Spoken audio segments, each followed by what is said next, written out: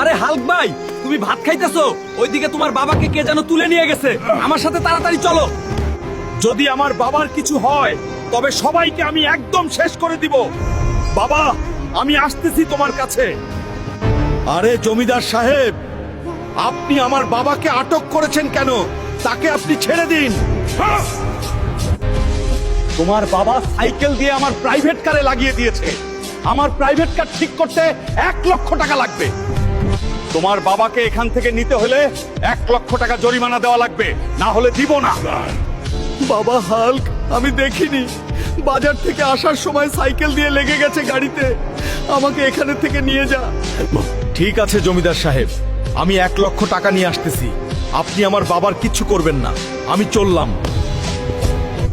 এখন আমি এত টাকা কোথায় পাবো? কোনো কাজ করলেও তো কেউ দিবে না।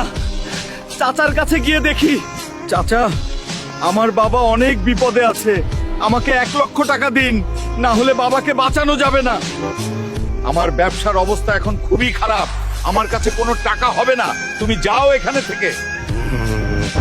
আরে চাচাও তো আমাকে কোনো টাকা দিল না।